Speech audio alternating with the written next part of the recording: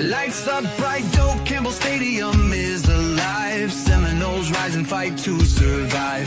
Helmet gleam under that blazing sun. Florida State where champions run.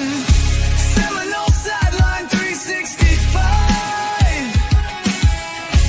Feel the roar, we're coming alive. Garnet and gold in the battle we thrive. This is our house where legends arrive.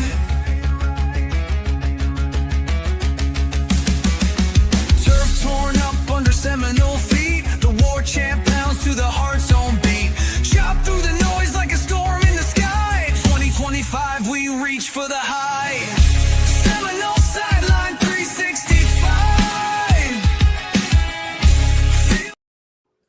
Welcome back to another episode of Seminole Sideline 365, the bye week for Florida State, but we are here with another show. Thank you for joining us. We have a good amount to talk about. We're going to dive into where did all the FSU transfers go and how are they performing this season. We're going to talk about what's going on in the ACC, what are the big matchups you should watch this week, and I'm sure the old man has some Florida State news that he's uncovered this week that we'll go over. So stick with us.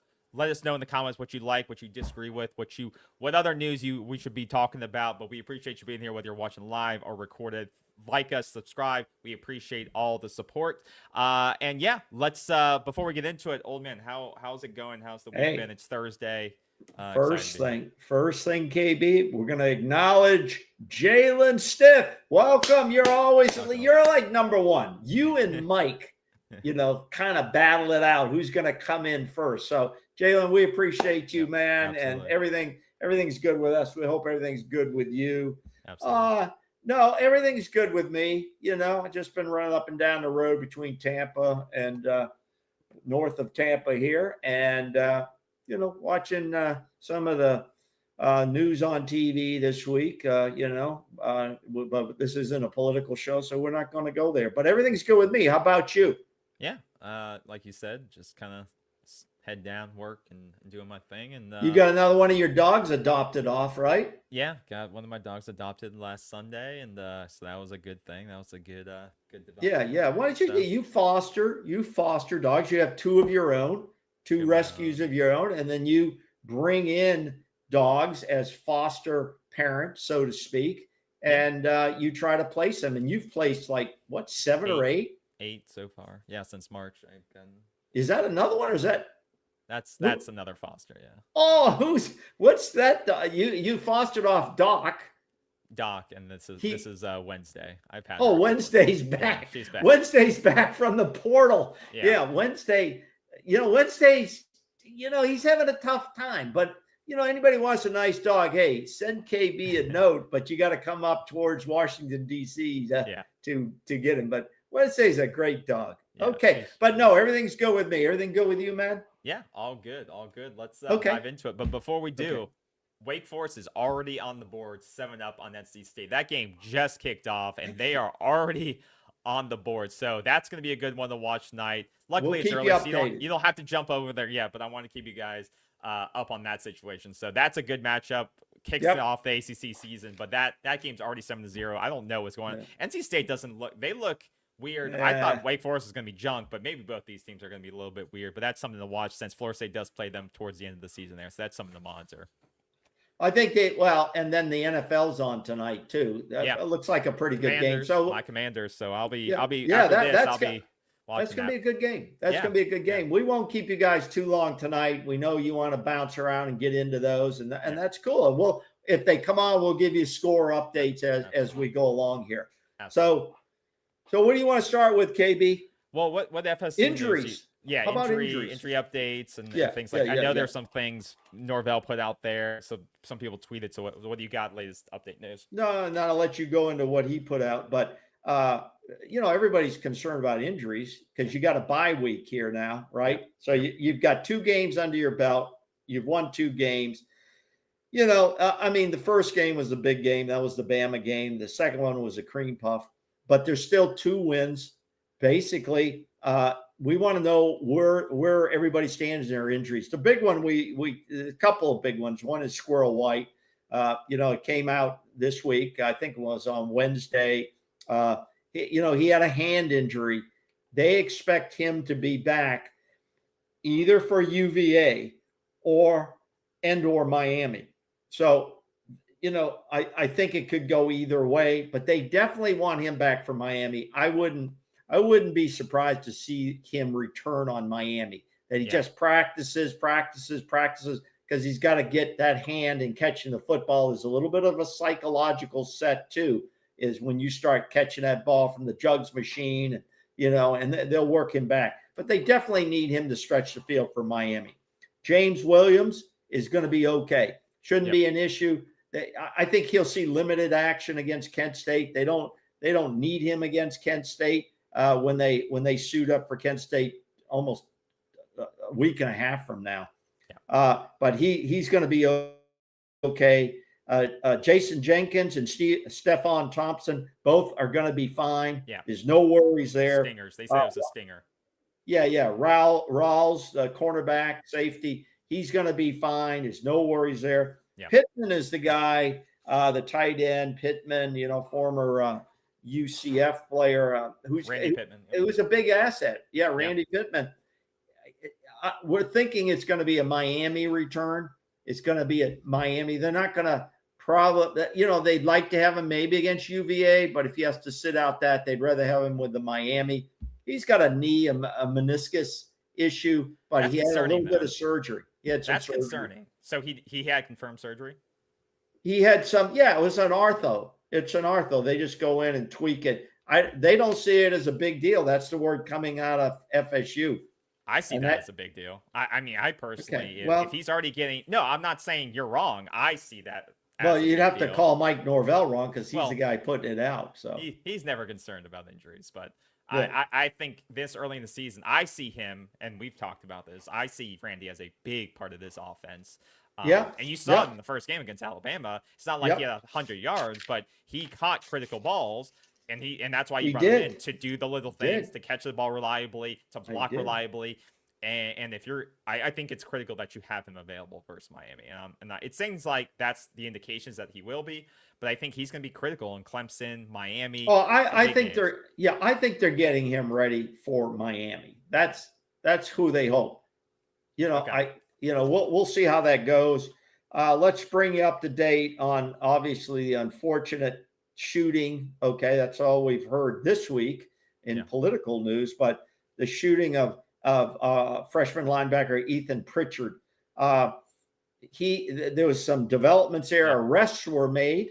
They arrested like 3 or 4 people. That's by the Gadsden County Sheriff's Office, as well as Havana City Police and the FDLE, which is the Florida Department of Law Enforcement. They've made arrests. And here's the most important thing. There was, some rumors floating around, but they cleared up. Ethan Pritchard was not involved in anything at all. He was a victim of circumstances. We've seen that in the last couple of weeks across the country, of people, innocent people, being caught up in being in the wrong place at the wrong time. Ethan was dropping off, I think it was his aunt. And bullets rang out, and he got hit in the head. Okay. Now he's still in critical condition. He's being watched very carefully. And I don't, Norvell was very emotional in his talks about Ethan and his family. And listen, head injuries are very serious. The only thing, I think this is going to be a long journey. This is not a quick journey. This is a long journey, and hopefully a very successful journey for Ethan. And he's in our thoughts and prayers. And like I say, if you ever walk into a hospital room and view a person with a head injury, it's not pretty. Okay. And I've been there. I've done that. And it's not a pretty situation. It's an emotional situation. And you see, what is the word I'm looking for? The tough road ahead. Okay. And I'm not trying to make it hard. It just is hard. So everybody, please keep praying for Ethan and his family. And we want this young man to come back. And it was clearly wrong place, wrong time, and it's I don't know, it's something that shouldn't have happened. Yep. Yep. All right. Is that the latest? Is That's that the latest? That's FSU pretty news? much it on the injury side. There's no dismissals from the team. There's no I don't see any major distractions that have come out since the East Texas game. Have you heard of anything? I haven't. No, like I said, I think they're staying focused. They look focused against East Texas, Yes. which has been good. And I think, like you said, it seems like there has been a cultural shift, at least through the first 2 weeks. They came out focused, and like you said, there's been no distractions coming out, and you hope it continues that way. So I'm going to assume it continues that way until something does happen. But I don't believe there will be something happening. But that is something I was thinking before the show, is that and I'm talking more on the field, but we haven't, and it's great. Like, we're up to number 10 now, top 10. And I think all rankings, I feel like I think all of college football should get away from preseason rankings. I think preseason rankings are kind of BS. Obviously, it's a best guess of where teams are, who they are. Like, last year, teams like Arizona State weren't top 10. They went to the playoffs, and then they ended up going to the playoffs. Like, it's hard to know what teams are going to be. I don't feel like teams should actually be ranked until week 4 or 5, because then they've actually played somebody. You see how teams are performing. You see what players, whose players are excelling. You get a sample size. It's media hype. It's media. Exactly. So, do I know if Florida State's going to be a top 10 team? I don't know yet, because we haven't faced adversity on the field yet, right? We went out and we thoroughly dominated Alabama. I don't know how good Alabama's going to be at the end of the season, right? They could turn around and have a 9-win season, 10-win season. They could end up being really good, and we may end up being a top 10 team at the end of the year, and having dominated them, just like we did LSU a couple of years ago when they had Jaden Daniels and a Heisman winner. Or Alabama could end up still being a dumpster fire, and we dominated a really bad Alabama team who they end up firing their coach. We don't know that. But it's hard to know, because this team yet on the field hasn't really faced adversity. And that's what I'm interested to see, is how this team responds when they're down a score or two, or when they fumble the ball away a couple of times. Like I watched the Georgia Tech game against, I believe it was when they played Colorado, I believe, in the first week. Yes. And they literally turned the ball over 3 straight possessions, and they still found a way to win that game and on the road. Things like that haven't yet happened to Florida State. They've had little things like where the kick return, fumble, and stuff like that, but they haven't been behind by a lot and have had to come back. Now, hopefully we don't put ourselves into those deep holes and situations, but it'll be interesting once we are in those situations on the road, having to respond in hostile environments. What will this team look like? How will they respond to that type of adversity? Will be interesting, because it's a whole new roster, a whole new coaching staff. And I think they'll respond to it better than the team last year did, because last year there was no identity, there was no response, there was no fight. And I feel like this team will do better on it, but I'm interested to see how they will. That's one thing I was thinking about before this game. But and we don't know when that moment will come. It may come against UVA. We don't know. It may come against UVA. It may come against Miami. Yeah, but it's going to come. It will. It's going to come. We know that. And that's reality. That's not negative thinking. No. That's reality. There's going to be some close games, okay, where a specific play or plays make a difference. And let me go into that. Yeah, we were talking, I think, last show, that we think that they should be working on the punt return game. Yep. Okay, Mm-hmm. We haven't really had to punt the ball very much at this point. We've been scoring at will, which is a great thing, that when you're not punting the ball, except if you're the punter, you can't get any stats, which is a good thing anyways. But the punt return, now Mike Norvell spoke about the punt returns, and he didn't seem concerned about it. Okay. He mentioned, he actually gave explanations of why it looked like it did. Like he said, a punter who on the other team had been averaging 45 yards a kick, he kicked them well short of that. And so we'd have to run up, and we were unsure, and we let it bounce. So, he he did not put any blame on his punt return team or Jay Lucas or Squirrel White, who are the guys. Now, so he didn't seem overly concerned about that. I'm a little bit more concerned than he is, because in a big game, when you start flipping the field back and forth for field position, it can come into play. So we'll see how that works out. But this week in practice, or the last couple of weeks since the last game against East Texas, they've been slowly putting in some of the playbook for the UVA and Miami game. They just kind of putting it in there just so people can see it before those games come up, because you got a bye week and you've got Kent State, who's probably one of the worst teams in the country right now. Okay. Yeah. So they're going to beat Kent State. It's going to be a matter of how much.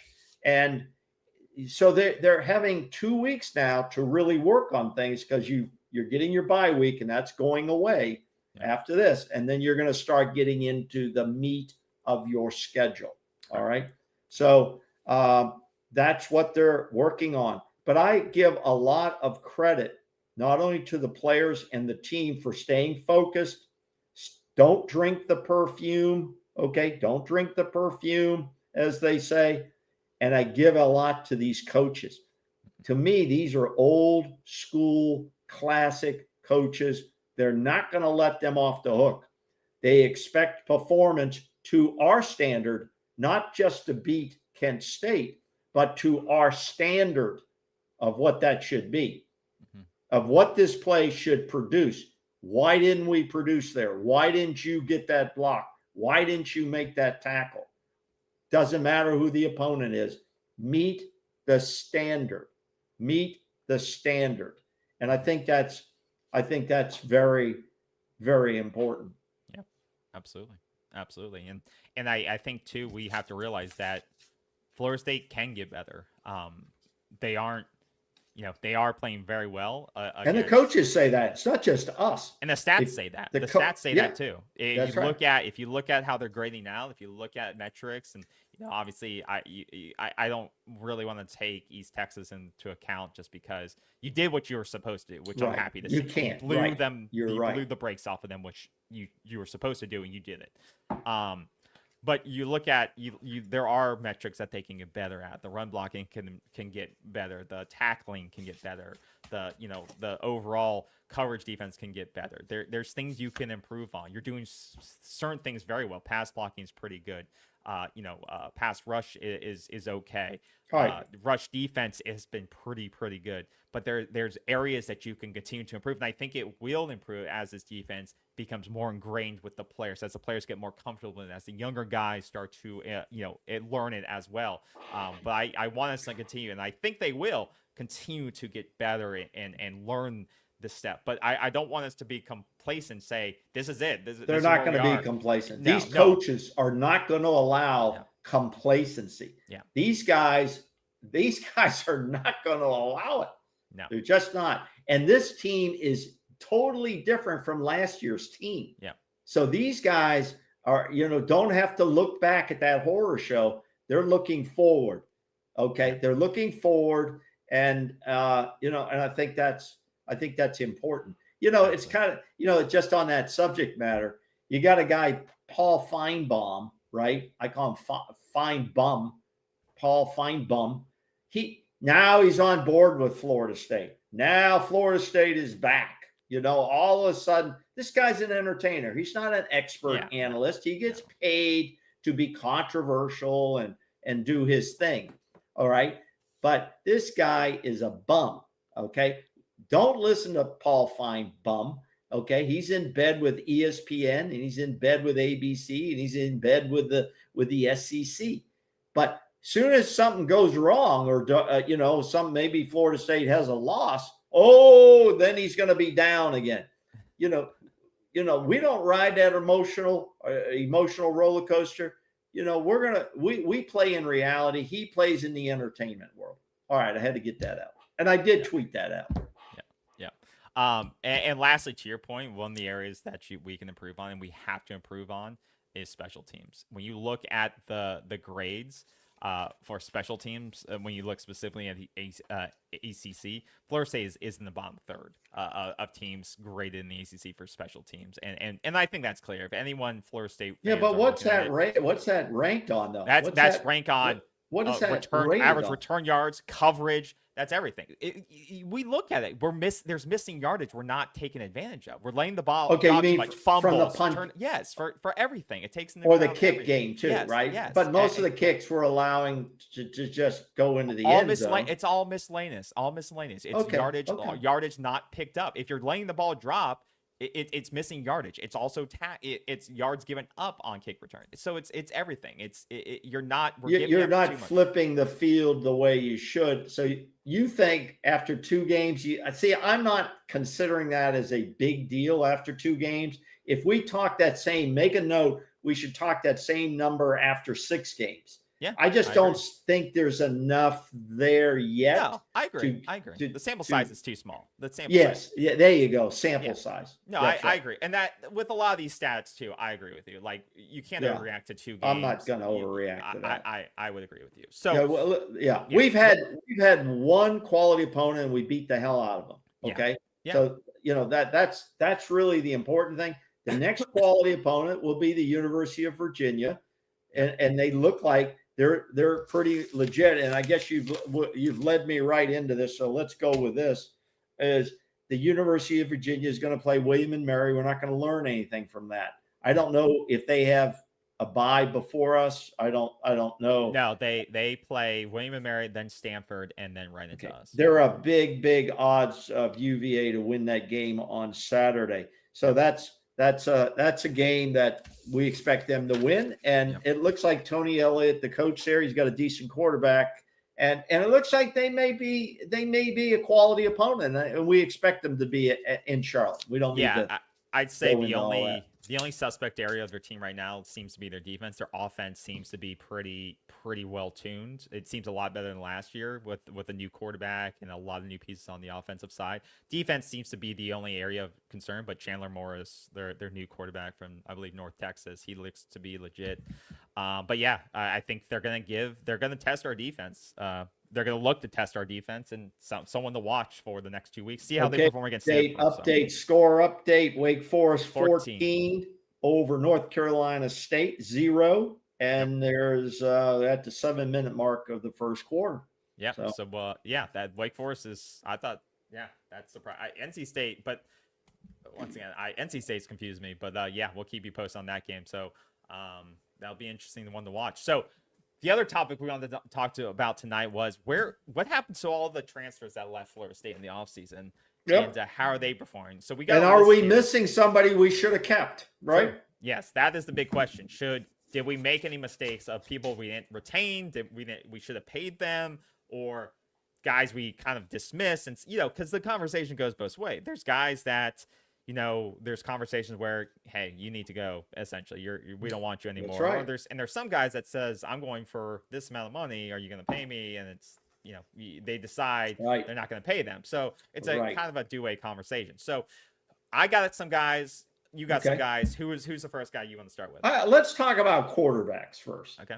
Everybody likes it. Quarterbacks are the names that we all fall in love with when they're on the roster, and then when your starting quarterback's not doing well, we always cheer for the backup because the backup is going to take us to the saving land, right? To the promised land. And sometimes they do, sometimes they don't. A lot of times they don't. Okay, so let's start there, and we can see. Here's the guy you may all remember. Okay, I'll start with this guy because everybody loved this guy, A.J. Duffy. Do you remember A.J. Duffy? I do. Okay. And you know what? I bet you a lot of fans don't know where old A.J. Duffy is, but hold on, my friend. I know exactly where he is. I know exactly where A.J. is. A.J., he went out to San Diego State. He went out to San Diego State. Things didn't work out there. And guess where he is now? University of New Haven. People going, where the hell is that? Well, New Haven, Connecticut. Okay. You might have flown in there or driven through there. AJ Duffy, he's now there. He's their starting quarterback. Now, when he went there, it was D2. Now it is D1 now. They moved up in July to D1 status. I'm not sure. FCS though. Right? Yeah, FCS. Yeah. Okay. And he is flinging the ball around there. He's got, from my count, he's 49 of 90. Okay. This year they've lost 2 games. Okay. They've lost their first 2 games. They got blown out in both games. He's got 54% of his passes completed, 560 yards, 3 touchdowns, and 2 INTs. And he's playing teams you never heard of. Okay. So, it is what it is. But I think AJ and his family probably made the right decision. This guy was a big time high school quarterback. Everybody in the country wanted him, right? He was a big time recruit. Yeah, from California. he was a big time recruit. People are going to remember his name. And I think he made the right choice. I think he's got another couple years there, maybe 2 years. No, sorry, he was not. Sorry, he was out of Braden's. He was IMG Academy. I forgot that. Yeah. He was born in St. Augustine, but he was nationally ranked quarterback. Okay, and everybody kind of wanted this guy. Yeah. So I think he made the right move, and he is down there. He's playing some ball, man. He's playing some ball now. So good for AJ. Yeah. Okay. Who you got in the quarterback room? So another one. Well, if we're staying with quarterbacks, I guess I gotta go with Luke Cromahawk. So guys that people were mad that left and said we're letting the starter go. This guy would have been our starter. He's gonna be better than Tommy Castellanos. Why are we letting him go? He went to another 2-10 school. So Mississippi State went 2-10 last year. Yeah. And he ended up not getting the job. So he's sitting on the bench behind another player there. And he has 7 yards on the season. Now, I think he got some poor advice from maybe a parental guardian. Or an agent, or his agent. They all have agents. Right? But you can't be cool if you don't have an agent. Yeah. And that agent sometimes is a parent. It can be.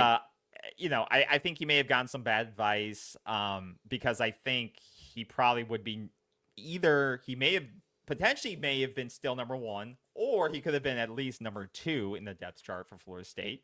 Probably would easily been number 2 at Florida State. He wouldn't have been the starting quarterback under Gus. But he's not the starting quarterback where he is right now either. No. And, he probably needs. Yeah, I think he go to a different school like AJ did. Another school, 3 schools in 3 years. Like, that's the issue, is that what AJ guys did. Are getting wrong, and he's playing at FCS after 3 years.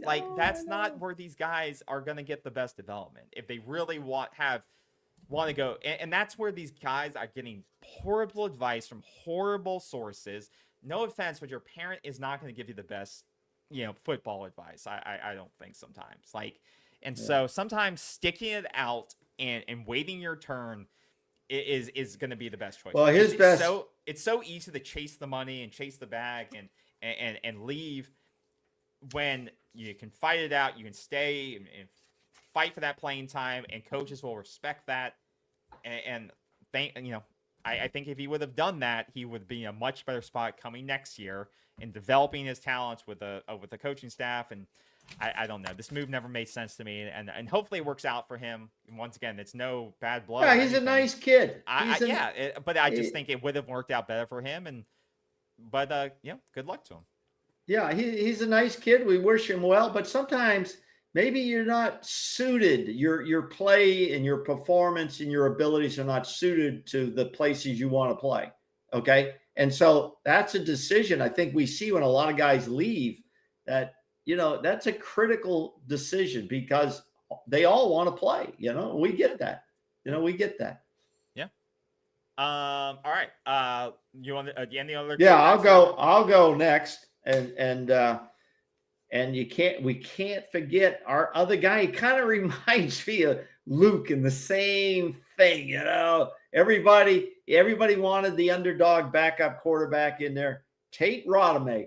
Oh God! Tate Rodemaker. I already forgot about him. Okay, you forgot about Tate? Oh, Come on. Hey, every time I go into the grocery store and I see Tate's chocolate chip cookies, I think of Tate Rodemaker. Okay. Okay. Yeah, Tate's cookies, very good. They're not a sponsor, but we wish they were. no, that's awesome. Okay. So I believe he's still at Southern Miss, No, unless he's gone. No, he's done. oh, he left Southern No, Miss. he's done. He played like 6 years. Dude's done. He's with done. football. He's done. He with had like okay, because maybe that's why there's 0 snaps in 2025. I believe he's done with football. He didn't even go to the Canadian or Arena Football League. Is that what you're telling me? He's I once again, I'm not following his career closely. selling insurance. I'm not following his career closely, but Okay. I believe he's done. Wow. I mean, when he left Florida State, it just died. I mean, the career died. So No, we're not going to waste a lot of time on. I wouldn't say his career died. No, he didn't throw. I mean, he didn't throw more balls when he left than Yes, he did when he was yes, at Florida. He did. Yeah, he Rodemaker? played for Southern Miss last year. Oh, he did. I'm sorry, he What are you did. talking about? He had 56. He got a quarterback rating of 56 for 2024. That's what are you horrible. talking about? No, he didn't. You're Where telling are you me getting I your data from? misread? Yes, but he I'm threw getting for almost insane. 1,000 yards. But He did? I mean, Okay, he I'm was wrong. 7 touchdowns and 7 interceptions. He didn't have a I'm great wrong. year. He didn't have a great year. Let's just leave it at that. I know. I admit when I'm wrong. No, he did. He didn't develop the way everybody thought Tate was going to develop. I don't think anyone thought Tate was going to be a superstar. You thought he was a career backup? Yeah, I think okay. No one fair. thought he was going to be a starter All at right. Florida State, but he also left Okay. us right after Jordan Travis got hurt for the after the ACC title game. Didn't play again. Like he abandoned the team. And then Is it fair to say Tate had a not so happy tour of duty as a quarterback in college? That's probably fair. That's probably fair. And we wish him well, whatever his next journey is. I mean, he should probably maybe have eligibility left. I just don't know. I mean, I don't know where he is, but yeah, I don't think he was going to play high D level. Okay, if somebody knows where Tate Rodemaker is, let us know. Yeah. Okay. The last one, he shouldn't probably even be on my list. I kind of like the guy. He never had a shot at Florida State. He was the scout team quarterback, Trevor Jackson. He went to Arkansas. He hasn't had any action there that I've seen. So, yeah. Any thoughts on Trevor? No thoughts on Trevor. Okay. That's what I have for quarterbacks. Did I miss any quarterbacks? Nope. Let's go to running backs. Yeah, that's more interesting. Yeah. Who you got? Actually, I don't think I had any running backs on my. Well, no, I don't want to go too deep back. Obviously, we could go and talk about guys in the. Hello, Jeffrey. Hello, Mike. Welcome to the program, What's guys. going on, guys? I mean, we could go way back. I don't want to go too back. Like Trayshawn Ward, we know had a great career at Kansas State. That's we could talk about him, but I think everyone knows how he did. He had a really good career. We lost him. He went to Kansas State, had a good career. That's the most significant. Well, I had him on my list. He is probably one of the more productive transfers out of the program. He overall he had 1,241 yards for 4 seasons at FSU. He's a 6-season type guy. He had 1 year at Kansas State for 643 yards rush, and Boston College he had 406 yards. Yeah. So, and he's now playing in the CFL that I can see. Yeah, he's an explosive player. He was yeah. a really good player. So I think he is one of the top guys who transferred out of our program. Would you disagree with that? No, I mean he may be the top guy. Yeah, I mean 2,200 career yards. Like you said, you talked about he was always consistent wherever he went. He was never your bell cow carrier, but he wasn't. When he was on the field, he was explosive. He could do his job very well, and you knew what you were going to get from him was effort and just production. So. Yeah, I mean. Hey, breaking news. Mike Merrick says Tate is at Western Carolina. Is he really? That's what he's saying. That's what Mike's got on the board. Let's check it out. That's interesting. Let's see. Yeah, you're right. Tate Rodemaker. Is he starting? It says he signed. It said he signed. FSU Wire. He signed with Western Carolina on Friday. This was back in May. This article came out. He just hasn't. Let's see it. WCU football. If he's got any stats And if you can't find it, we're not I- going to spend a lot of time on it. But Yeah, I just that's wanna see good. if he Good look up, Mike. he's Mike's our not chief playing. If he's off-show signed there, analyst. yeah, if he's signed there, he hasn't played because he has no registered stats. But that's interesting. Okay, that's Maybe interesting. sitting I out. like watching these guys. Yeah, Yeah, maybe yeah, sitting out yeah. or something. But yeah, that's a good I call don't out. know. But yeah, I Good hadn't heard call that. out, Mike. Yeah. Good call out, buddy. Good call out. But yeah, I mean, like you said, I think if any running backs Okay. to mention, it would be Trayshawn Ward. Trayshawn is ranked my number one transfer out of the program. Now, I have CJ Campbell as the second highest player out of the program, especially in the running back room. CJ Campbell, he went to Florida Atlantic, where he put up some good numbers in 24. He was 165-yard rushes for 844 yards, and he had 11 TDs, and that got him a bag of money to run down to Rutgers. Okay, where he's got 21 carries for 116 yards right now in the first couple of games. Yeah. I think he was in the stable of running backs with them, and he wasn't a walk on. Was he originally a walk on, or I don't know. Yeah, I feel like he was one of the third or fourth running backs. I thought he was He couldn't have been a walk on. No, I don't think so. I kind of thought that too. Yeah. But he was either under recruited or a walk, because he was like a 3-star unrated guy out of college. Like, I remember he wasn't a highly recruited guy for Florida State, but when he came in, like you said, he was one of those guys that you're like, oh, who is this guy? And you could see he didn't get a lot of usage, but he made some impact when he was on the field. And then, like you said, he had a huge year at FAU, which was a good move for him. So he could go to a place, make some big plays there, and then he got called up to Rutgers in the Big Ten, and he's having a decent year so far. So good for him. And that gives him a platform. Well, I think it's a good move. Yeah, that's what I was going to say, KB. It gives him good video and good exposure in the Big Ten. Yeah. So he's going to have a chance now. And it seems like he's made some smart moves. So good for CJ. I think he was always a fave of the fans, and when he got a chance, he just didn't have the opportunities. So he made some good moves. Very good. Now, the next guy I had on my list who was an interesting guy, and people liked him when he got on the field, but he was usually in backup duty and so on, and that was Rodney Hill. You remember Rodney Hill? I do. He went over to Florida A&M. I don't know what his stats were there. Maybe he and then he went on to Arkansas. He's been at Arkansas 2 seasons now, I think. Yep. And he put up in 2024, he had 184 yards, and this year he has 37 yards. I think he's more in a backup role than anything else. Yeah, he's not getting the primary carries. Had a decent year, like you said. Last he always year, seemed like a tough guy, though. Tough guy, but guy, he's still in that kind of backup third string role, not primary carries. Which, once again, if you're getting taken care of, if you're kind of think you're going to get the, that's some guys, that's just their mark. They never get that number one role or just part of that rotation, and that's enough. You get enough on tape that if you are going to go to the next level, you get enough for the CFL or the. But once again, he's still playing, and that's all that matters. What these guys have to understand is you've got to go to a place that's suitable for you, where you can get on the field and get on tape. Period. And you've got to compete. I get that, but when you make a move, you really have to analyze what offense or defense is that team running, and where do I fit into the room that I'm going into? The NFL doesn't really give a shit if you go to the SEC. Honestly, like they don't. They'll take a guy from FAU. If ask like Jerry Rice. Ask NFL Hall of Famer Jerry Rice.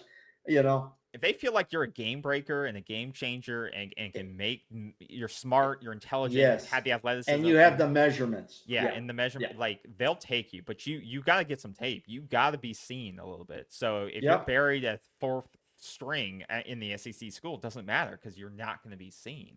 You need to go somewhere you can showcase yourself and get on the field. So I hope, like you said, I hope these guys. All right, here's a score update. The Packers and the Commanders have kicked it off, and it's 0-0. So you can stay with us. Yes. Stay with us. Yes. Okay.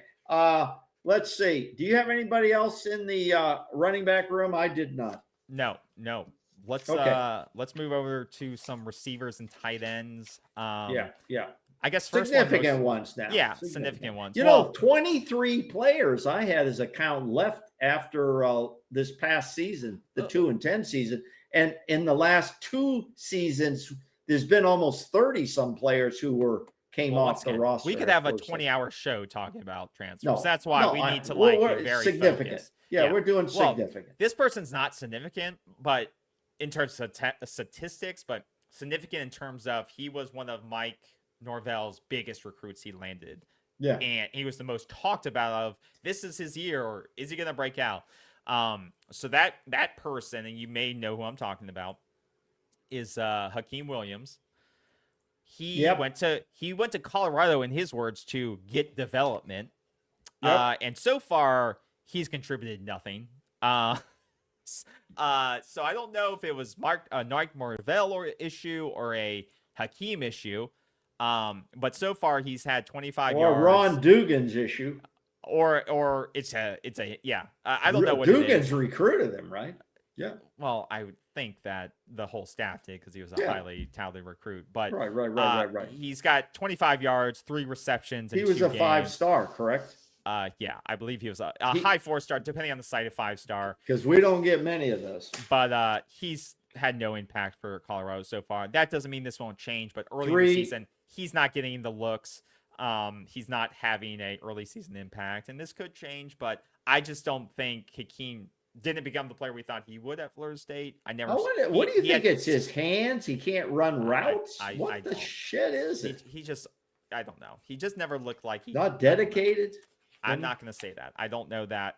He doesn't look like you see Deuce Spann, and you see the blocking, you see the speed. Deuce Spann looks like a player to me, right? You just see different things with different. Wait a minute. You said Deuce Spann. Oh, sorry, not Deuce Spann. Deuce Robinson. Deuce Robinson. Yeah. Holy shit. I gave one away. But like you see Deuce Robinson, you see what he does and see how he operates. And when he's not in a play, he's blocking. Same with like Javion Boggs. You see the way he plays and the way he's like guys who do the little things usually can do the big things, or be in the position to do the big things. I don't think I really saw that consistently with Hakeem. And that's not to say, once again, he can't turn it around in his junior or senior year, but so far he hasn't done it with Colorado. And when he threw some shade at the Florida State staff and said, I'm going to Colorado for development, well, you don't do that on your way out, in my opinion. But that's well, apparently he's still developing. Yeah, so that'll be a guy to monitor. Right? Yeah. Who's your next one? Malik Benson. Remember Malik from Alabama? Came over from Alabama for one season, you know? I liked him, and I thought he showed flashes. I think he was a little bit banged up and obviously had terrible quarterback play, but I thought he could have done some things here. But when you go out to Oregon, they must think you have something. You know, they're not just going to add you to the roster if they didn't think or have some hope in your ability. Yep. Well, I wouldn't say he's had a breakout there, but so far, and it's not bad for 2 games. No. He's got 7 receptions for 99 yards and 2 touchdowns. So apparently they found a way how best to use Malik and his abilities. So at this point, that's not bad after couple of games. Now, I'm not saying it's Hall of Fame numbers or that we should miss the guy. I think we can make up that production with the people we have. But it would have been interesting to see if Malik, how he would have fit into this team under Gus Malzahn. I 100% agree. I thought Malik was somebody that could have been a really good player at first. I mean, he was still one of the leading receivers last year in our horrible season, right? With 300 yards. And that was one of the highest yardage receivers last year was 300 yards. Yeah, I think we just got him at the wrong time. He in this offense, he could have been a really good player. I think though if you would have kept Malik, you probably don't get Deuce Robinson, so it's kind of a trade-off.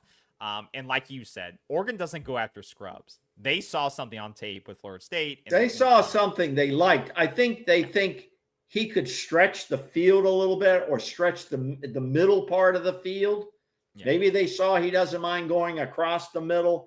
You know, these guys are so good at breaking down tape now, and maybe he's a good route runner. Maybe he's a possession receiver. but he's got 7 catches. So, and he's got 2 touchdowns. Yeah, So, he's being efficient with the ball, and I think like I said, Yeah. I thought that was a smart addition by them, and Yeah. that's someone I wish we could have kept, but I understand why he left. Hey. I can't blame him for leaving. the last guy I got on the wide receivers, and then we'll see what you got, is the mystery man, the greatest mystery in maybe in Florida State history, Destin Hill. Okay. Mr. Hill, who there's a lot of questions about Destin Hill. We're not going to get into those tonight, but Destin Hill left after Mike Norvell nursed him back to health. Well, not really full health, but he never really did anything at Florida State. Everybody thought he was the savior. Him and Hakeem Williams and A.J. Duffy were going to take us to the promised land. That didn't materialize. So Destin Hill is with LSU. He went back to where his fame and fortune was made in high school, and then he disappeared for a couple years. Well, he's not being real productive there now because he has a hand injury. He has a cast on the hand. He had some surgery, and the head coach there, Brian Kelly, thinks he'll be back in a few weeks. But as Brian Kelly said, it's difficult when you have a hand injury to recover quickly because you're a receiver. Okay, so and when the ball is coming hard, if you've never caught a football from a spiral thrown at you hard, that shit comes in there heavy and it comes in there big, and you better catch it out like this, kind of like basketball. You played a lot of basketball, KB, too. Yeah. It's don't get your fingers like this. This is what I tell my grandkids. You got to get them up. Boom, boom, boom. Yeah. So Destin Hill still unproductive and back on the injury list. So what do you got on that? Yeah, nothing to add to that. I mean, that's just a mess in itself, and hopefully it works out for him. Nothing else. Yeah, I mean, LSU looks decent this year. If he comes back healthy, we'll see what happens. I think they took a chance on. They it's a like his calculated risk. speed. It's They a like calculated his quickness, and they figured, why not? We got 105 guys on the roster. Let's take a chance. Yeah, exactly. They have nothing to lose on it. Okay. Okay. The last guy, Yeah. and you may say, well, why are we bringing it up? But I felt like on this show we talked about this guy ad nauseum. You saw the score I put up, right? No, I didn't. Look, 14-14. 14. There you 14-14. go. I have it on the side screen, so I can put Okay. it up. But so 14-14. But the guy we talked about ad nauseum on this show, because they were like, when is he going to show up, or why isn't he playing? And I feel like for 3 years, no. I feel like on 3 years we talked about him. Mr. Deuce Spann. And you can see he was at Florida State for 3 years, and he was at Illinois for 2 years before that. The guy's been in college for 6 years, playing football. And this is a guy that Florida State thought that, and that's why we talked about him for so much, because he was at Florida. I didn't realize he was at Florida State. Is he for 3 there years. this year too? He just got to Pittsburgh. This is his first year at Pittsburgh. I think his we first played last Pitt. year. Yeah, we play Pitt. No, we don't. Yeah. We don't play Pitt. Yes, we do. Do we? Yeah, we played Pittsburgh. I picked that game as a loss. Oh, you're for us, right. But you're I right, may we did. revisit We that. So remember, we got him from Illinois. He was converted quarterback, and we thought the speed, and that was one of their guys with Johnny Wilson that we thought, okay, this is something. But it never really came. He had that long kickoff return. Yes. Remember that? Yeah, that was big. That was a big one, and we thought this is something you can build off of. But you can see in the grades, it just never. He was a gadget guy. He was a gadget player. His first year with us was when he got most of the snaps, 253 snaps. But years after that, he really never got on the field. Right. And you could see this year with Pittsburgh, he's already matched his number of snaps on the field his 2 years combined before that. Yeah. Like he made a good move. Right? Yeah, no, it's a positive move for him. He's actually getting on the field with them, which is good. And in terms of stats for them, I believe he's got 39 yards, 4 receptions. So he's not having a massive impact on the field, but he's at least getting on the field. He's once again getting tape. He doesn't have elite hands, but he does have elite speed and quickness. And he's a gadget guy. He's a reverse guy. He's a screen guy. He's a kickoff. Is he doing kickoff returns? I don't know about that. I can look into that. But Okay. I would All assume right. You that he don't would have be in to. the mix. He would be in the mix for that. I would assume. But Yeah, I would. I would think. Yeah. but he's a guy that you have to kind of game plan for. I would be when we play them. Sure. I would be game playing Would for you? him. I So, wouldn't want to kick to him. no, I'm not going to give him that. I'm not going to give him a highlight tape. Right? And look at you. I pull up this, and the first thing you see is 99 kick return for Florida State. That's this big highlight with Florida State. This 99 And that kick return. and you can see, KB, as we talk about the importance of getting video, of getting tape, as they say. People will look at that, and that was a hell of a run. Yeah. Right. So, and it put his name up there for Florida State fans. Yeah. And that's probably one of the primary reasons he got to Pittsburgh, because it wasn't because of the stats he He put got on a the field at small Florida bag. State. Yeah, he got a small bag and a chance to play. Because I can tell you, with the accumulated stats he had at Florida State of 10 receptions in 3 years, that's pretty tough to sell to another ACC school. Yep. But it's just his intangibles of speed and be able to run kick return. They saw potential in him, and that's gotten him a lot of places, right? That potential, because it's not the stats that have gotten him places. It's his intangibles and his ability, not the statistics. So yeah, we'll see what turns out, and something that Florida State will have to game plan for a little bit when they meet. So all right, I've got a guy on the offensive line. You're gonna love his name. You know who he is. You know who I'm going to talk about, and that's Julian Armella. We used to say, when is Armella?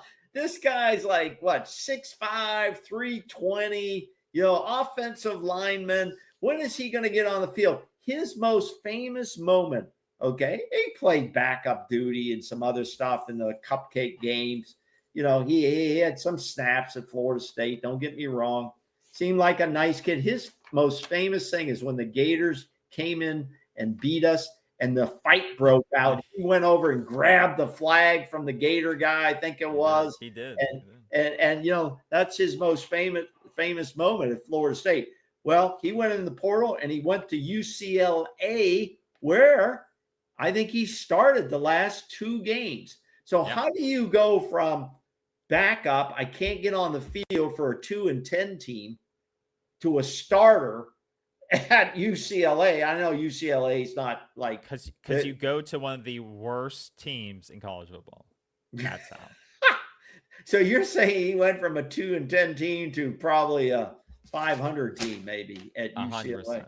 100%. Yes, because UCLA is, they're really bad. I thought they got that quarterback from Tennessee. What's that guy's name? And he's playing very badly. And he got a bag of money, though. He did. Bag. And once again, we talk about parents giving kids bad decisions. That kid made a horrible life decision leaving because of the team he was going to be surrounded by, right? Yeah, it's a horrible it's a horrible decision.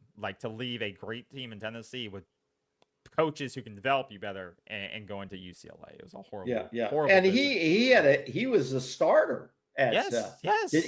That's just weird. Once again, horrible advice, just like kind of Luke. Well, we don't know if it was the parents who drove that decision. He had to have an agent. No, his father is his primary, that they talk about it. Really? Well, then he chased the bag then, right?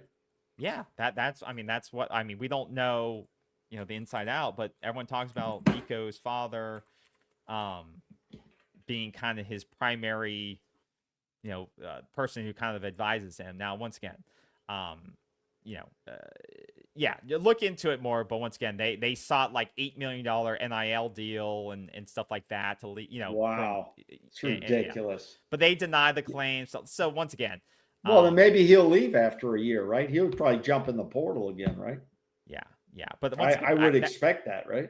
Once again, this is where I think that, and his father's very vocal about this. I do think that there should be, I think it'd be better if there were formal agents like coaches have who can actually negotiate these things. I think parents get emotional. Parents get, I'm going to do the best for my son. And I think the school, an agent who's just a business professional, who's looking out financially in the interests of the player, not getting emotional between schools and parents and families, is probably in the best interest of a child or the kid in that. Well, I don't know. Just like they are for Tony Romo or for, Jaden Daniels. I don't know if I totally No, not buy every case. into your argument that they're looking out for the best interest. I think if you're a good agent, you're looking out for the best interest of your client, because you right? get paid. You get It's paid like on that contract. it's like a what do they call a fiduciary?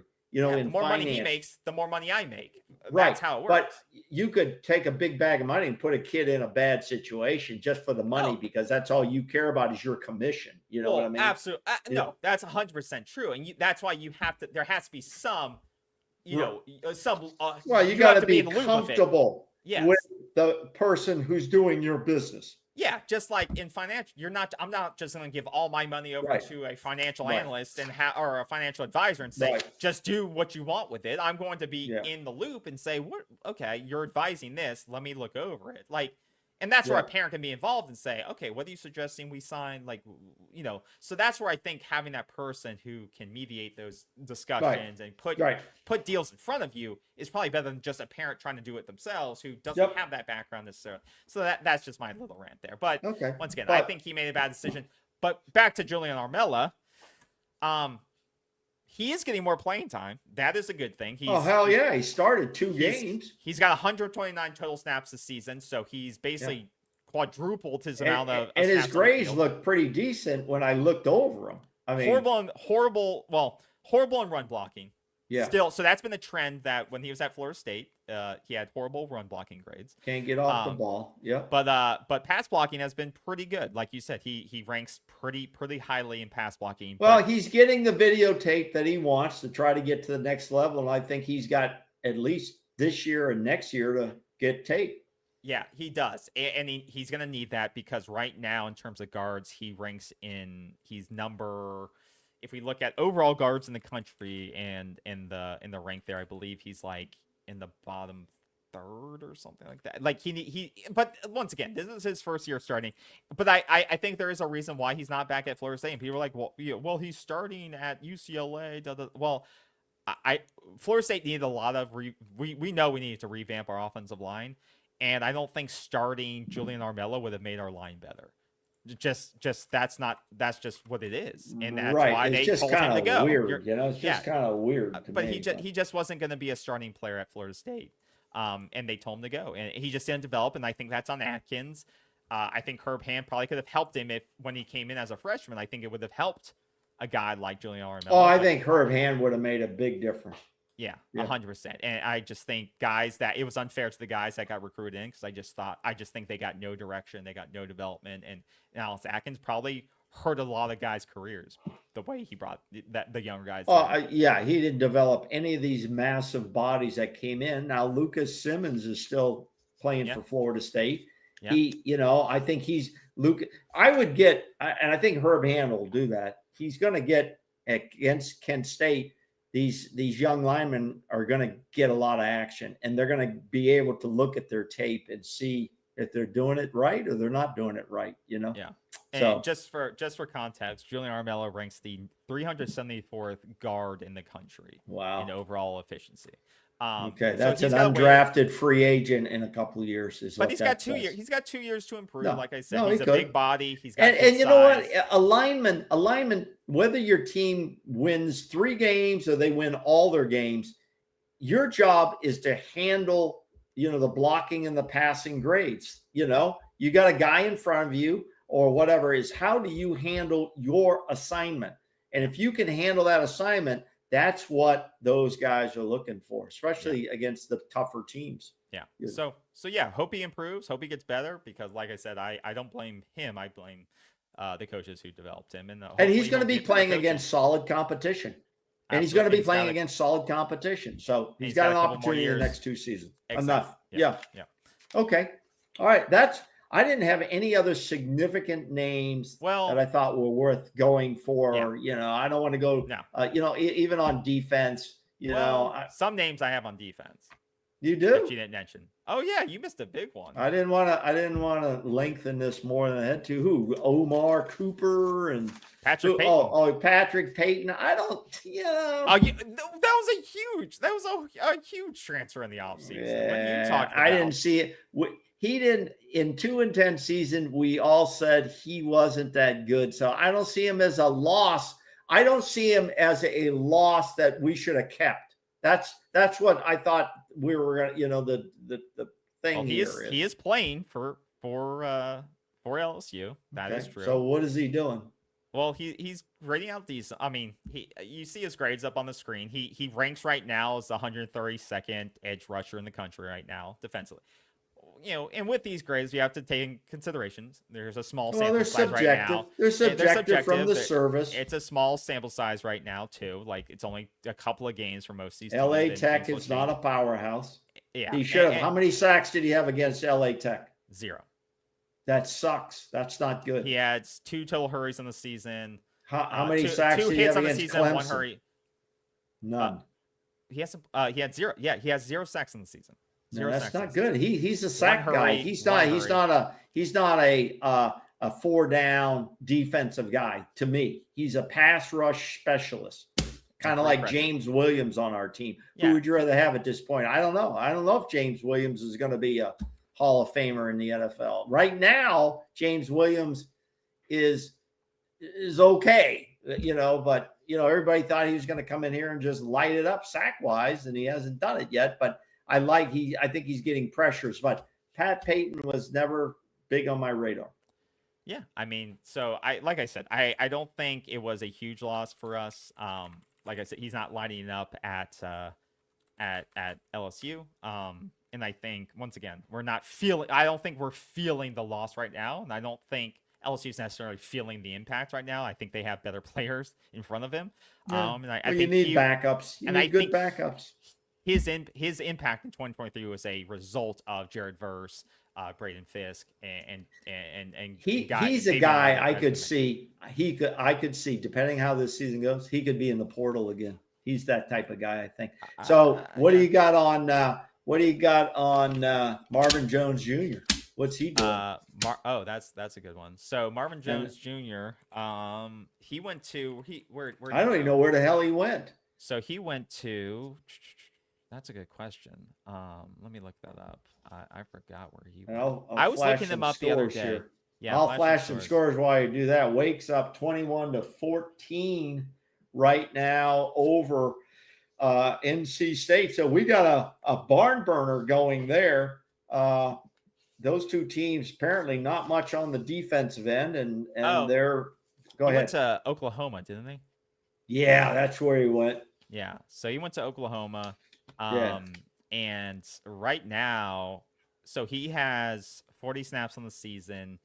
Though that 40 snaps sounds like a he's a pass rush specialist. Rotational, yeah. He's a rotational guy. I mean, he played a lot last year for Florida State. I see a lot of red and orange on there. Yeah, he's essentially contributed nothing so far. Like 2 tackles against Michigan, no sacks, no loss, no pressures. Not a loss. Yeah, he's not a huge loss so far. Playing mostly in the defensive line. Yeah, nothing stands out. Once again, like it would have been once again though. This is a player I think with the right coaching staff, like we have right now, it would have been interesting to see him. Yeah, it does depend on the coaching staff. I think on the coaching staff in this scheme with Tony White and Pot Roast, and this is a guy that I think could have been interesting to watch. Just kind of like Earl Little this year, like with Earl Little this year. Little. Look at Shaheem Brown. Shaheem Brown is some guys step up and some guys step down. He didn't step up. And look at Earl Little right now. He's having a breakout year so far. He looks different. He looks energized. He looks passionate. You have him in the right position. Right. And he's graded out right now as the #1 safety in the country. Like that's what I'm talking about. And so that's why some of these guys, I understand they need to go other places. It would have been interesting. And some guys had kind of just sold, kind of like 2-10. You need a culture reset, and I get it. But yeah, it would have been interesting for certain guys, and maybe this is one of those guys. But I get it. So yeah. I didn't have any other notables, to be honest with you, to put on this program. No, I really did. There's a lot of names. In my summary of this, none of the people who left us, besides C.J. Campbell and Trayshawn Ward, were impact players, and those two guys are the only ones, but I think they're replaceable. So, but I think those were the top two I had who left us at this point. And I'm open for arguments from viewers. Put it in the comments, please. Wow. If you haven't subscribed to us, please do. We are a different type of program, a fan-related view, and a reality-based. Reality-based is our opinion. Some people like that, some don't. But please hit the subscribe, hit the bell, and you'll know when we're on. Well, and depending on how far back you go, watching the Florida USF game, you have two former Florida State FSU linemen starting right next to each other. You realize that, right? Yes. You have Schrader and you have I do know that. Right next to each other. But they never started here. Never started here. No, and I don't think they probably really, I mean, looking at how they grade out, like they're good players, but I don't know if they are, well, I can't, they needed time like that. I think it's Schrader. I forget who's the other guy. Why can I not remember his name? It's Schrader, and who's the other offensive lineman there? Schrader and not Herring. Yeah, Zane Herring. Yeah.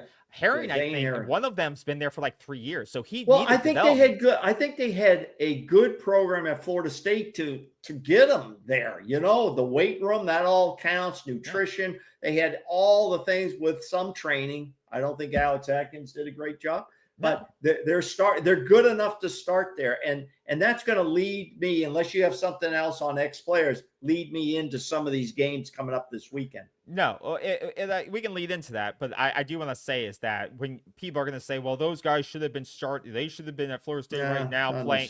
No, but I don't. You can't say that, and the reason you can't say that is because with guys like Zane Herring, he's been at USF for 3 years. It took him 3 years to start performing like he is now, essentially. When you look at his grades last year, he was pretty shit last year. So it took him 3 years to become a pretty decent blocker. Like he wasn't capable of doing that his first 2 years at Florida State, in my opinion.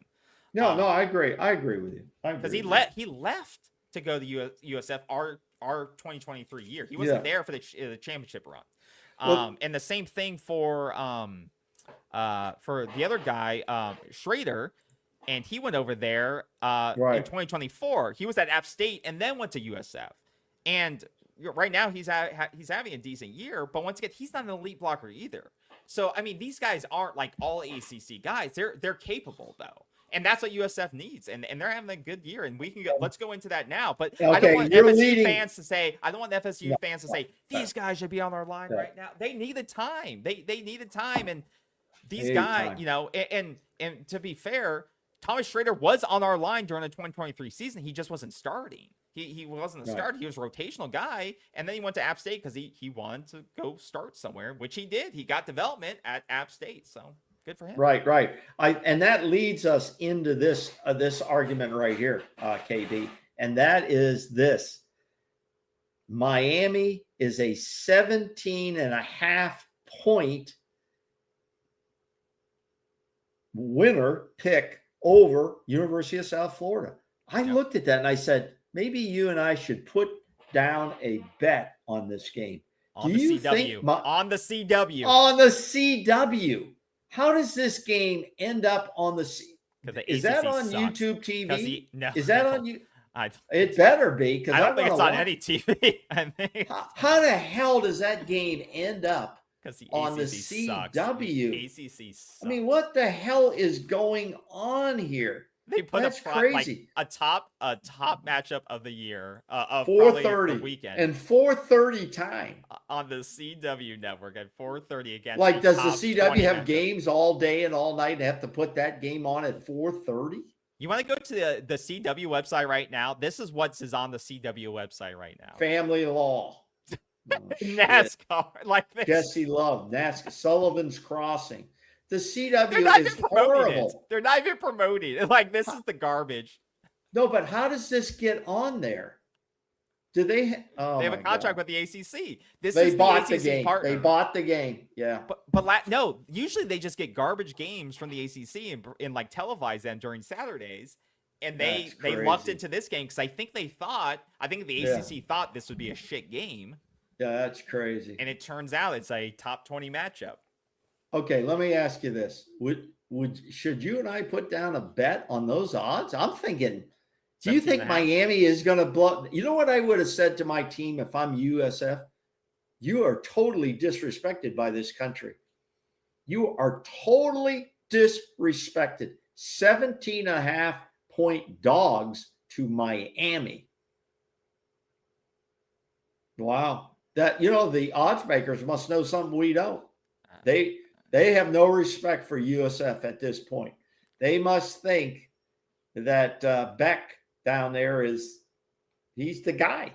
So maybe he is. I don't know. Maybe he is. That's going to be a fun game to watch. I hope the hell I can watch it. To be honest. I mean, it'll be interesting. I mean, so I would tell our viewers, try to watch that game. Try to watch that game. Good game to watch. It's gonna be a fun game to watch. I think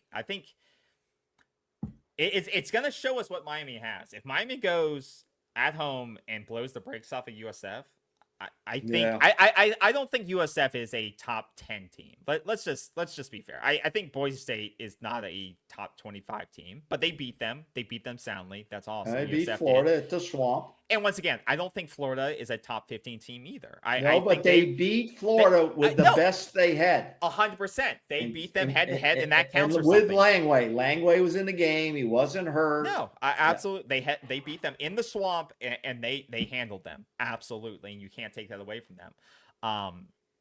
But I don't think they're an elite team. If you put them head to head against Oregon today, I don't. Oh no, I think Oregon they're beats a them by top 20 team. But listen, but they play who's on their schedule, and it's won. one game. Yeah, it's one game.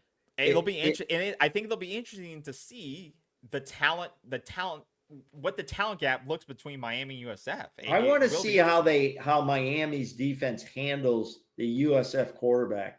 He's a scrambler. He's a big kid. He can run. He can throw the ball some. He's kind of reminds me a little bit of Tommy Castellanos. Oh, I don't think so. We'll see what happens. That's going to be a good game. Another game to keep an eye on because we play them later with Duspan will be Pittsburgh at West Virginia. Pitt is a 7.5 point winner on this one. Okay. They get 7.5 points. So West Virginia is supposed to lose this one at home to Pitt. That is always a rivalry game. That's kind of the coal mine tussle, as I say, coal mine tussle, West Virginia and Pittsburgh. All right. Yeah. So I think Pittsburgh should handle that easily. Think so? Oh yeah. West Virginia, I don't think is very good this year. I think Pittsburgh handles that very easily. But once again, it's a rivalry game. You never know what's going to happen. Okay. Another game to keep an eye on is Clemson at Georgia Tech. Should be a very big game. Georgia Tech is they played Colorado already in a big hyped game. This is a hyped game. Yeah. It's at home for the Tech Hornets, and it's 3.5. Clemson is up by 3.5. Oh, well, I think this is Georgia Tech's statement to say we are coming. This is, we've talked about Georgia Tech the last couple of years and Brent Key and Haynes King. Yep. If they win this game, I believe they will be an ACC title game. Well, they're getting will be respect. Their stamp. This will be their stamp.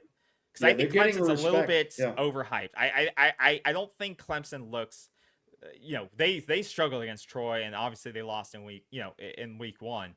That Troy they still game, have a good quarterback. They did not look very good against Troy. I'm just going to be honest. Like they turned it on late, but they just don't look crisp. And we've seen that before Clemson early season. And then they turn on in the second half of the year, but they don't look crisp right now. And I think Georgia Tech, they find ways to win. And if Clemson finds a way to turn it on, but it's on the road.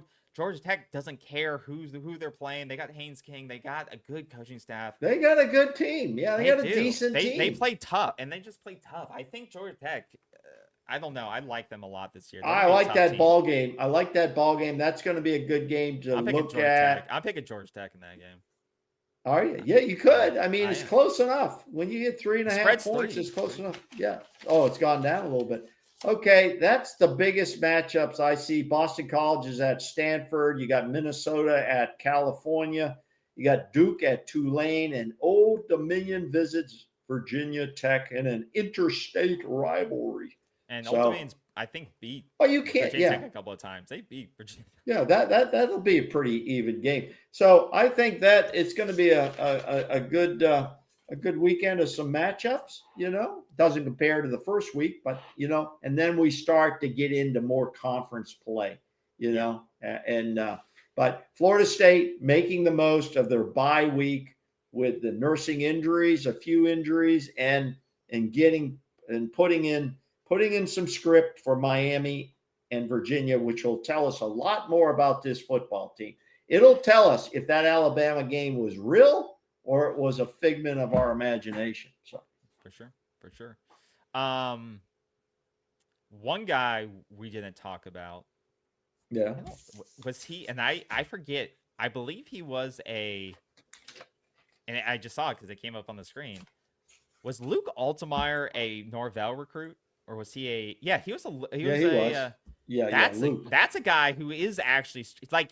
I think many people thought of him as. No, wait a minute. He's not. He didn't go to Florida State? Luke Altmaier. You're thinking of Luke Kromenhoff.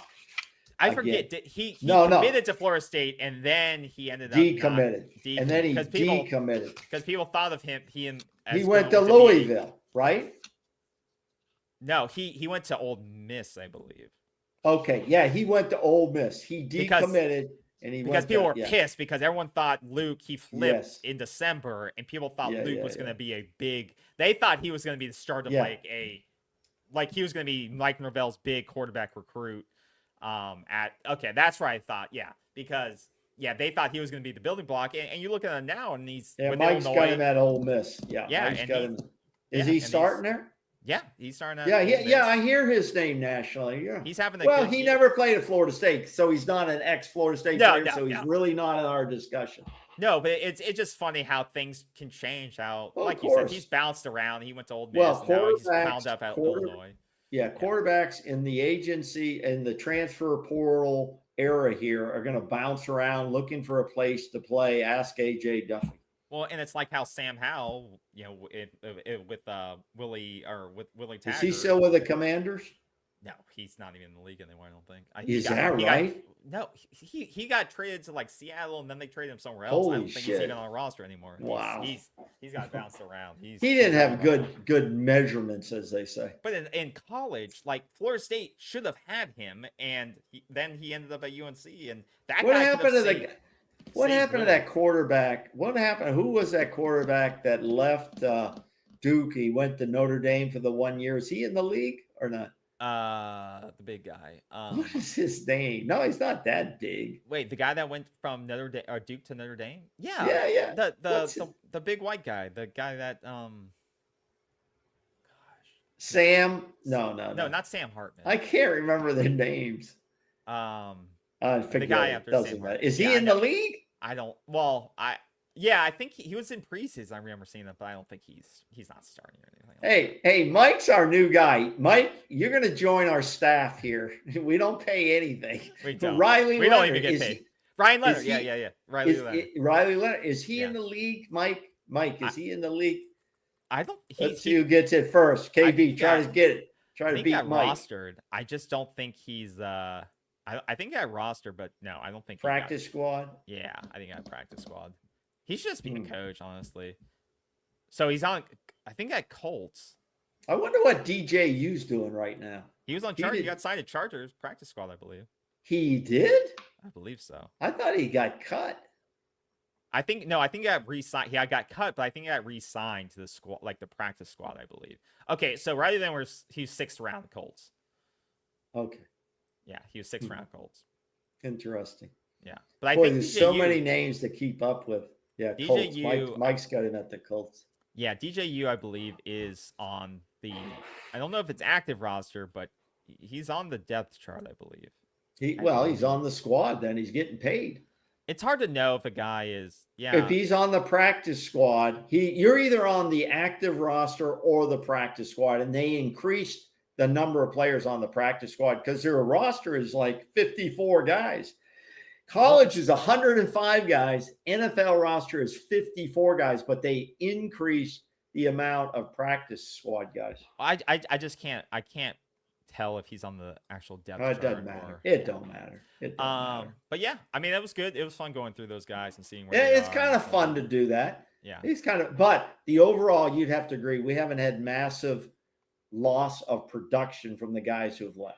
No. But I think it's the interesting inverse show would be what is the production we've gotten some guys that we've brought in.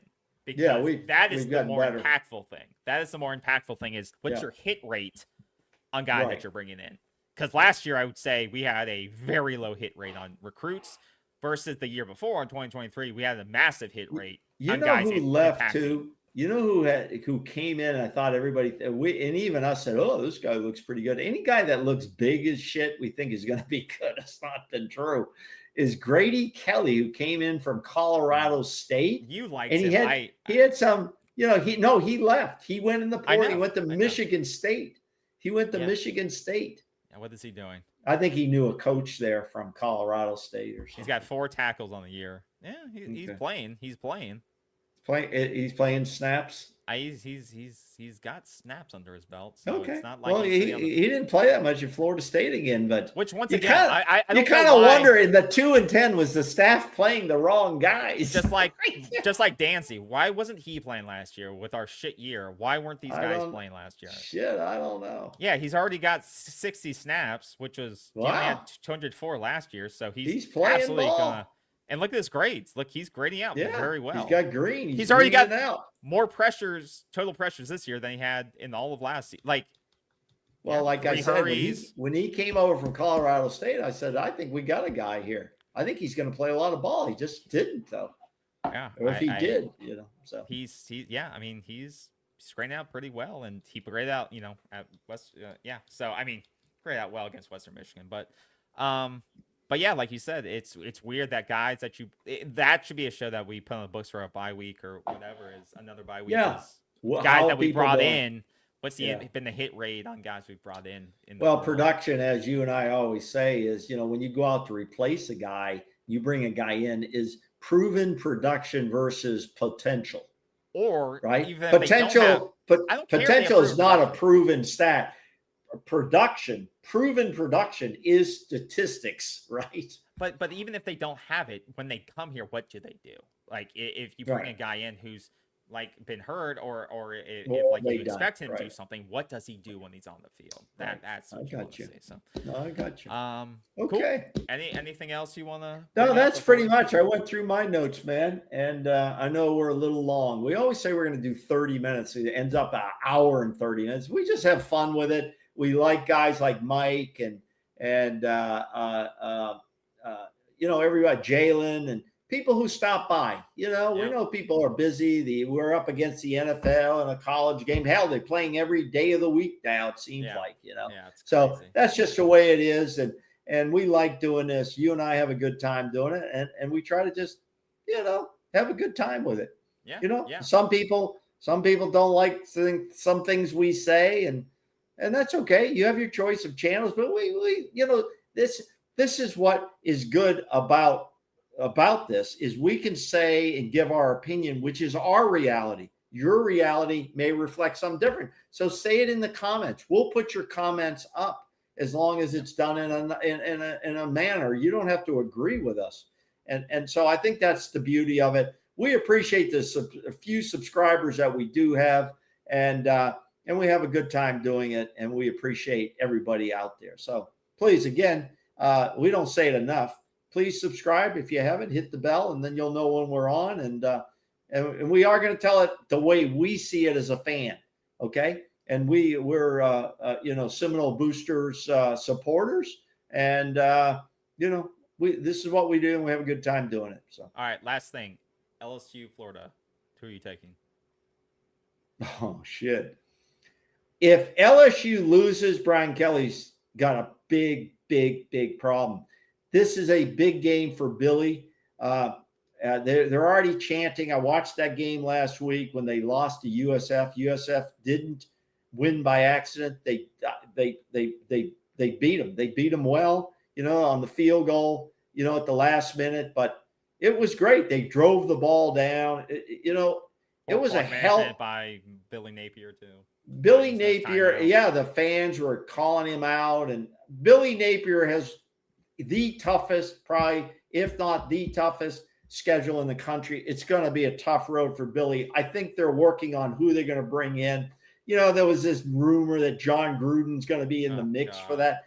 John Gruden has worked to try to get his image up through commercials and YouTube stuff and TikTok. And I don't know if people are like, is he going to put butts in seats? He will put butts in seats. They don't need that. They don't need but that. A lot butts of are already kids, in seats. Butts are already in seats at Florida. That's true. That's true. That. No, that's true. But you know what? I don't know if management wants a John Gruden. He could be tough to handle. And a lot of these kids don't even know. I don't think they really, John Gruden. They're not generational with John Gruden. So, you need a recruiter, you need a developer, you need a guy that can raise. You need a multifaceted coach. You don't need John Gruden. We're gonna see, but I think Billy's gonna be on his way out. The question is, does he make it through the end of the season, or they do an interim? I don't know business wise which is better. Recruiting wise, I think you fire him about 3 games out. Billy's issue, I think, has been like Mike Norvell. Is he still calling the plays? He's doing too much. He's trying to manage too much. Yeah, he's getting criticized for that. You're right. It was the Mike Norvell issue, and that I think that's what's going to sink him. He's not giving it up. Yeah, I'm picking LSU in this ball game. Is that this weekend? That's this week. There is good games on this weekend. Yeah, I only talk about ACC games. Yeah, but there is good games this weekend. I'll watch that game. But yeah, I'll watch that game. 7:30. And I still say, for Florida State, we need to split this series. We either need to beat Miami or Florida. Florida's not going to be good. They're going to come in beat up. Maybe their players will start quitting and start sitting out. It's a business decision. We say that, but that it's always around. And NFL teams, they don't like. Right. So it'll be an interesting game. Is that a night game? 7:30. Yep. Is that at the Swamp? It's in Death Valley. Oh shit! And Billy Napier seems like a nice guy. Spread's only 7 points. LSU's number 3 in the country, and the spread is only 7 How is that possible? It's actually gone down. It opened at 9.5. It's only 7 points. See, I would never take that. I would take a bet. You and I need offline talk about the 17.5 with USF. It's just interesting because you see, it opened up at 9.5. It opened up at 9.5, and now it's at 7. Money line, I mean, it's we appreciate you, Mike. Thanks for sticking on with us, buddy. You got the longevity award tonight. We got to go. Yeah. We got to go. Hey, this has been fun. It's just wild and wielding and a good time. It's fun not to have to worry about Florida State for a weekend. So. Oh shit, you're right. Yeah. Well, you got another Kent State. That's going to be. I don't know what the hell we're going to talk about. We'll just talk about what Florida State did. Okay. I ain't got nothing else, KB. That's it for me, buddy. And it's tomorrow, Friday. I play golf tomorrow morning. Yep, thank God. And softball Saturday. Still struggling with my eyes a little bit. I told the coach, don't put me in the outfield. I can't track fly balls anymore. So, all right. Well, you guys, whether you're watching this live or recorded, we appreciate you. Appreciate you, Mike. Appreciate you, Jalen. Everyone who's come out. Thank you guys for coming out. Enjoy your weekend. Enjoy college football. Enjoy the NFL. Go Commanders tonight. And we will see you guys soon. Noles. Go Noles, as always. Take care, everyone. Seminole sideline 365. Feel the